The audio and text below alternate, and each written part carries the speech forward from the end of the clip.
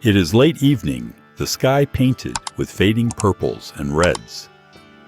You sit in a quiet study, candlelight flickering across pages of a long-forgotten book. It is there, in the half-shadow, that the stories of the Apocrypha beckon. Tales of heroes and heroines, devout prayers and stirring miracles. These are texts mostly absent from the standard biblical canon, relegated to the margins and labeled with a single word, Apocrypha. For some, they are sacred guides and cultural treasures. For others, obscure curiosities or even dubious fabrications. So which are they? Real accounts of divine intervention or imaginative stories woven for spiritual reflection? In this script, we journey through the Apocrypha, unraveling the historical context that birthed them, examining their narratives and characters, and asking if their miracles hold a hidden truth. Maybe not the same truth as canonized scripture, but a truth that has influenced faith communities for generations. Join this exploration of untold stories, and decide for yourself whether the Apocrypha's miraculous threads are living wonders or the embellishments of ancient scribes.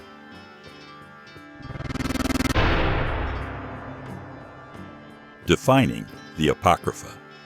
The term Apocrypha, from the Greek for hidden or obscure, refers to a collection of texts traditionally associated with the Old Testament period, but not included in the Jewish Hebrew Bible or in most Protestant canons.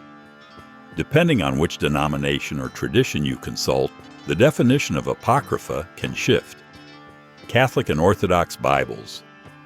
These churches generally recognize certain Deuterocanonical books, a term meaning second canon, like Tobit, Judith, Wisdom of Solomon, Sirach, Baruch, and 1 and 2 Maccabees, as scripture, though they remain outside the official Hebrew canon. Protestant Bibles. Historically, they either place these texts in a separate section labeled Apocrypha, or omit them entirely, believing they lack the same authority as the canonical 39 books of the Old Testament. In effect, the Apocrypha inhabit a borderland, valued in some Christian traditions as spiritually significant or even divinely inspired, yet excluded or downgraded by others. The question then is, why this boundary? Historical context and exclusion. Most apocryphal writings emerged during the intertestamental period, a time roughly spanning the Persian, Hellenistic, and early Roman eras between the close of the Hebrew Bible and the arrival of New Testament events. This period was teeming with cultural exchange, political upheaval, and religious development within Judaism. Language and canon formation. Many of these texts were composed in Greek rather than Hebrew, which contributed to debates over their authenticity. By the time Judaism finalized its biblical canon, most apocryphal books lay outside that selection. Protestant Reformation. Reformers like Martin Luther challenged the authority of these texts, especially those that seemed to endorse teachings he found inconsistent with Scripture, e.g., Purgatory, prayers for the dead. Consequently, many Protestant traditions placed the Apocrypha into a separate category, citing their absence from the Hebrew canon as well. Historically, then, the Apocrypha's exile was not always about outright disbelief in their value. Often, it was a matter of language, origin, and theological concerns.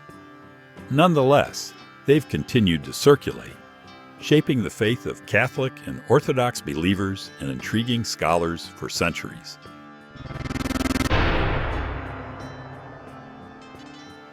Judith, a bold heroine. Among the Apocrypha's unsung heroes stands Judith, a righteous widow who uses her wits and courage to save her people from an invading army. She infiltrates the enemy camp, gains the trust of General Holofernes, and ultimately beheads him, demoralizing his forces. The Book of Judith is dramatic, full of tension, cunning, and a triumphant resolution. More than simply an action tale, it underscores themes of faith, national identity, and the power of divine deliverance through unexpected instruments. For those seeking strong female biblical figures, Judith's story offers a striking portrait of leadership and devotion. Tobit, Angels and Healing. In the book of Tobit, we encounter a charming narrative about Tobit, a devout Israelite exiled in Nineveh, his son Tobias, and the Archangel Raphael in disguise. Filled with themes of filial duty, almsgiving, marriage blessings, and the miraculous healing of blindness, Tobit reads almost like an ancient family drama with supernatural twists. The story's heart lies in divine providence. Human woes, blindness, demonic afflictions, are answered by angelic intervention, culminating in a joyous outcome. Many readers, including early Christians, found in Tobit an affirmation that God cares intimately about personal struggles and sends help in times of need, even if disguised in ordinary forms. The Maccabees, Resistance and Martyrdom. The books of the Maccabees, 1, 2, 3, and 4, though primarily 1 and 2 appear in the Catholic Canon, recount the Jewish revolt against Seleucid oppression in the 2nd century BCE. The heroic exploits of Judas Maccabeus and his brothers in reclaiming the Jerusalem temple, Hanukkah's origin story, are particularly famous. Miraculous or not, these works chronicle resistance against forced Hellenization, preserving Jewish identity under threat. Tales of martyrdom, 2 Maccabees, illustrate unwavering faith in resurrection hope, an idea that significantly influenced early Christian perspectives on life after death. For some, these heroic narratives stand as living testimonies of divine deliverance and the power of faithful resistance. Literary and historical value. Collectively, these apocryphal stories illuminate the cultural and religious currents of ancient Judaism. They portray everyday concerns, marriage, purity, fidelity, while also grappling with colossal themes like oppression and divine intervention. Even those who dispute their scriptural status often acknowledge the Apocrypha's historical significance. Archaeology and textual studies confirm that these writings shed light on how faith communities adapted and survived through shifting empires, Persian, Greek, and Roman. Moreover, from a literary standpoint, these texts can be richly poetic. The rhetorical flourish of Judith's speeches, Tobit's heartfelt prayers, and 2 Maccabees' dramatic narratives have moved readers for centuries, shaping sermons, festivals, and theological contemplation.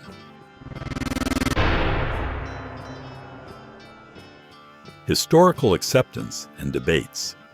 Why are these texts so divisive? Part of the tension arises from how different religious traditions historically viewed them, Catholic and Orthodox. They integrated the Apocrypha, often termed Deuterocanonical books, into teaching and liturgical practice, seeing in them valuable testimonies to God's faithfulness. Protestant. Influenced by the Reformation's sola scriptura approach, many Protestants questioned the Apocrypha's doctrinal content. Were stories of angelic interventions or purgatory glimpses truly biblical, or were they late additions reflecting theological innovations? The result is a tapestry of interpretations. Some consider them fully inspired, others read them devotionally, but not dogmatically, and still others see them as purely historical or legend. Philosophical and theological controversies. Certain apocryphal passages undergird theological concepts debated in Christian history. For instance, the practice of praying for the dead receives biblical support from 2 Maccabees 12, which describes Jewish soldiers' prayers for fallen comrades. The notion of angelic mediation is vividly showcased in Tobit, where Raphael acts as a divine agent in daily life. From a critical standpoint, skeptics question whether these miracles, like Raphael's guidance or Judith's improbable triumph, are more allegorical than factual. Are they historical accounts or moral parables expressing faith truths? Traditional believers might argue that with God, all things are possible. They maintain these texts mirror the same supernatural realm depicted in canonical scripture. alternative interpretations of the Bible. A captivating aspect of the Apocrypha is how they reinterpret or expand upon existing biblical themes. Take the story of Bel and the dragon, sometimes included as an addition to Daniel. It dramatizes Daniel's cleverness in exposing idolatry, reinforcing the prime biblical theme of God's sovereignty over false gods. These expansions can feel like behind the scenes, glimpses into biblical narratives.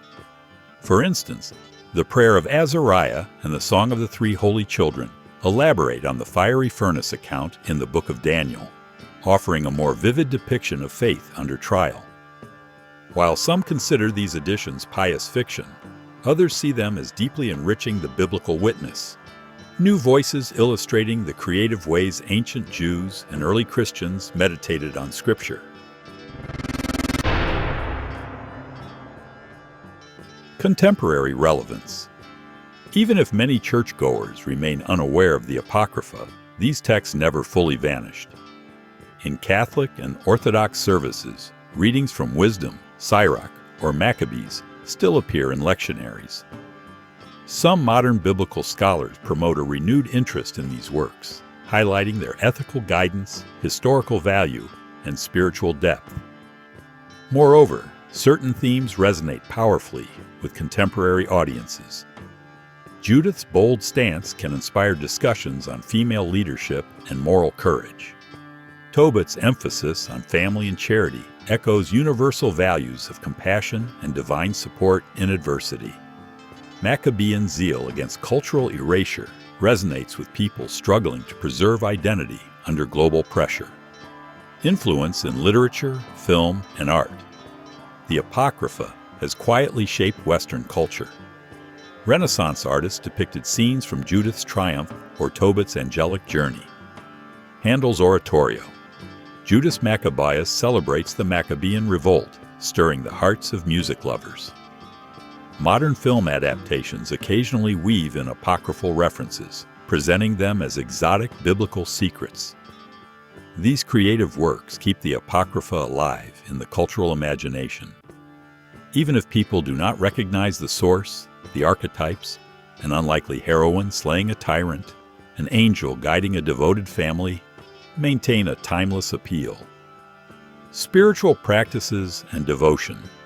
Beyond official liturgies, some communities draw personal or mystical inspiration from the Apocrypha. Passages from Sirach, Ecclesiasticus, or the wisdom of Solomon enrich prayer groups and theological meditations, revered for their philosophical insight on wisdom, justice, and the fleeting nature of life. Like the Psalms, these texts can serve as mirrors for human emotion, joy, lament, hope. In a broader ecumenical climate, Protestants sometimes rediscover them as spiritual resources, if not as canonical scripture. That said, debates over their doctrinal authority persist, especially where differences arise over theology of the afterlife or the nature of divine intervention. Are the Apocrypha's miracles real or fake? Perhaps the question itself misses the deeper tapestry these texts offer. Whether one views Raphael's angelic guidance in Tobit as historical fact or an allegorical lesson about divine care, the underlying message resonates. There is a holy dimension woven into daily struggles, a possibility that the supernatural coexists with the mundane. Similarly, Judith's or the Maccabees' feats might be read as literal history or as storied inspiration for faith under fire.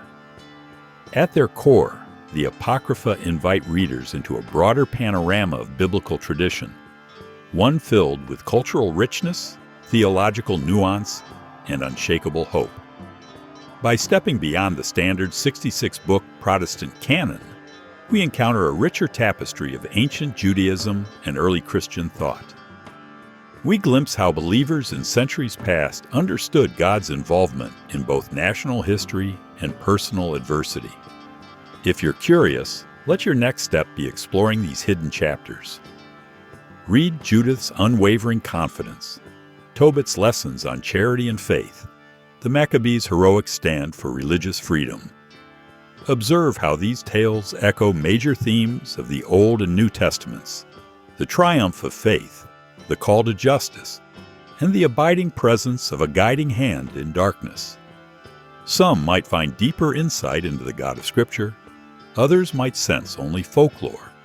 But there is power in engaging with these untold stories, gleaning their spiritual resonance, and wrestling with the questions they raise. In the end, the Apocrypha don't just ask us to believe or disbelieve miracles. They challenge us to see how faith communities across time have grappled with oppression, suffering, and the quest for hope. They widen our lens on biblical history, weaving in narratives that shape countless generations, even if they now remain on the fringes. So as you close this exploration, keep your curiosity alive. For sometimes, what is labeled hidden or apocryphal can still shine with unexpected light, illuminating corners of faith and history that we never knew existed.